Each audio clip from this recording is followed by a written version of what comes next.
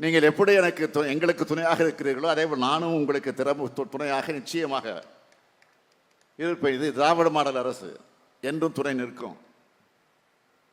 இன்றைக்கு அமைதியான மாநிலத்தில் தான் தொழிலும் வணிகமும் வளரும்.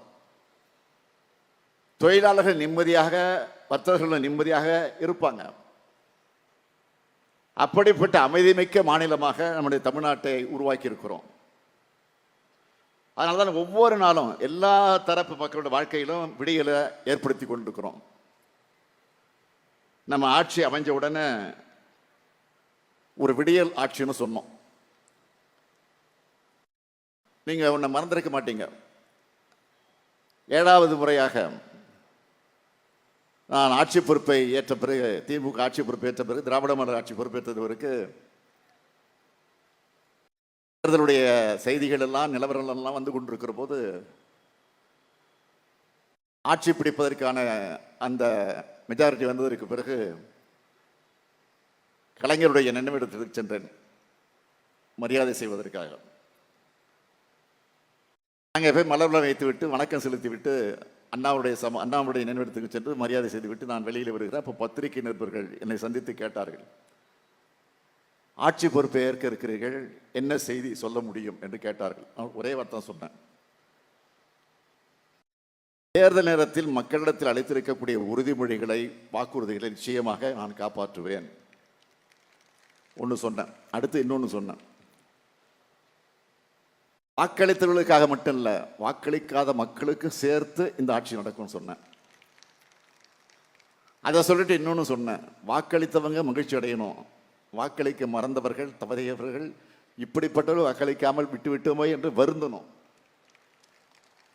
ஆக அந்த உணர்வோடு என்னுடைய ஆட்சி இருக்கும் என்று நான் சொன்னேன். அதைத்தான் இப்போது நாங்கள் பின்பற்றி கொண்டிருக்கிறோம். அப்படிப்பட்ட அமைதிமிக்க மாநிலமாக நம்முடைய தமிழ்நாடு இன்றைக்கு விளங்கி கொண்டிருக்கிறது. ஒவ்வொரு நாளும் எல்லா தரப்பு மக்களுடைய வாழ்க்கையிலும் விடியலை ஏற்படுத்தி கொண்டிருக்கிறோம். அதனால தான் நம்ம ஆட்சி அமைஞ்சவுடன் விடியும் ஆட்சி என்று சொன்னோம். உங்கள் முகங்களை தெரிகிற மகிழ்ச்சி தான் விடியலுக்கான காரணம். தமிழ்நாட்டு மகளிருக்கு மாதம் 1000 ரூபாய்,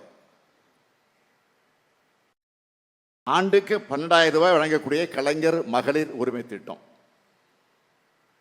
மகளிர் மேம்பாட்டின் முன்னேற்றத்திற்காக துணை நிற்கக்கூடிய விடியல் பயண திட்டம், நம்ம வீட்டு பிள்ளைங்க, நம்ம வீட்டு பசங்க உலக நிறுவனங்களுக்கு தலைமை இருக்கக்கூடிய அளவுக்கு திறனை வளர்க்கக்கூடிய, தொழிற்பயிற்சியில் சிறந்து விளங்கக்கூடிய நான் முதல்வன் திட்டம். அண்மையிலே கூட இந்த திட்டத்தினால எத்தனை பேர் குடிமைப்பணி தேர்வு பெற்றிருக்காங்கன்னு செய்தியெல்லாம் நீங்கள் பத்திரிகையில் படிச்சிருப்பீங்க, தொலைக்காட்சியிலும் பார்த்துருப்பீங்க. அரசு பள்ளிகளில் படித்த நம்ம வீட்டு பசங்க தடை இல்லாமல் உலக கல்வியை தொடர வேண்டும். புதுமை பெண் மற்றும் தமிழ் புதல்வன் திட்டம், இதனால உயர்கல்வி சேர்க்கை விகிதம் இன்றைக்கு அதிகரிச்சிருக்கு.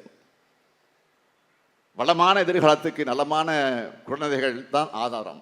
அதனால தான் ஊட்டச்சத்தை உறுதி செய்யக்கூடிய ஒரு சிறப்பான திட்டத்தை நிறைவேற்றி கொண்டிருக்கிறோம். சொன்னாங்களே,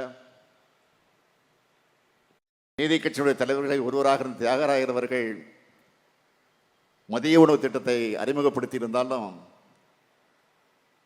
அதை பெருந்தலைவர் காமராஜர் அவர்கள் முதலமைச்சராக இருந்தபோது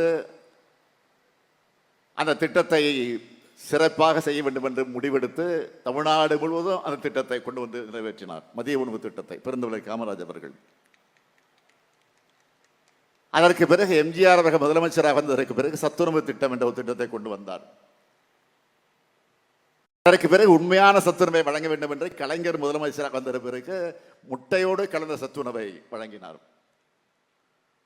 இப்பொழுது திராவிட மாடல் நடத்தி கொண்டிருக்கக்கூடிய நாங்கள் காலை உணவு திட்டம் என்ற ஒரு சிறப்பான திட்டத்தை கொண்டு வந்து சுவையான சூடான உணவை வழங்கக்கூடிய அந்த திட்டத்தை நிறைவேற்றி கொண்டிருக்கிறோம். இதுதான் எல்லாருக்கும் எல்லாம் என்ற அடிப்படையில் கவனத்தோடு திட்டங்களை தீட்டி செயல்படுத்தி கொண்டிருக்கிறோம். அதனால்தான் இன்றைக்கு தமிழ்நாடு இந்திய நாட்டோடு இரண்டாவது பொருளாதாரத்தில் வளர்ந்த மாநிலமாக இன்றைக்கு விளங்கி கொண்டிருக்கிறது. கடந்த 4 வருஷத்துல 10 லட்சம் கோடி ரூபாய்க்கு மேல தனியார் முதலீட்டு திட்டங்கள் வருவது உறுதி செய்யப்பட்டிருக்கு. வெளிநாடுகளிலிருந்து, பல மாநிலங்களிலிருந்து. ஆக இந்தியாவிலே தொழில் நிறுவனங்கள் பெருகிறதுனால இன்றைக்கு தமிழ்நாடு தான் தொழில் புரட்சி, தொழில்துறையில் இன்றைக்கு தமிழ்நாடு இந்தியாவிலேயே முதலிடத்தில் இன்றைக்கு இருந்து கொண்டிருக்கிறது. சிறு குறு நடுத்தர நிறுவனங்களும் இன்றைக்கு பெருகி இருக்கு. அதனால இந்த சாதனைகள் எல்லாம் கடந்த ஆட்சி காலத்தில் எட்டப்படாத சாதனை, இந்தியாவில் எந்த மாநிலமும் எட்டாத சாதனைகள்லாம் இந்த சாதனைகள்.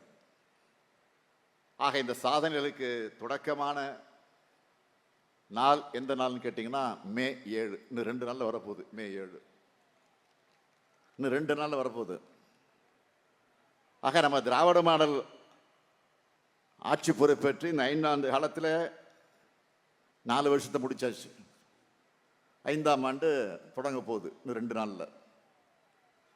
இந்த நேரத்தில் நான் தெரிவித்துக்க விரும்புறது, என்னை நம்பி வாக்களிச்சிருக்கக்கூடிய உண்மையான நிலையிலிருந்து நாங்கள் பணியாற்றி தொடர்ந்து சேவை செய்ய, சாதனைகளை படைக்க நாங்கள் காத்திருக்கிறோம்.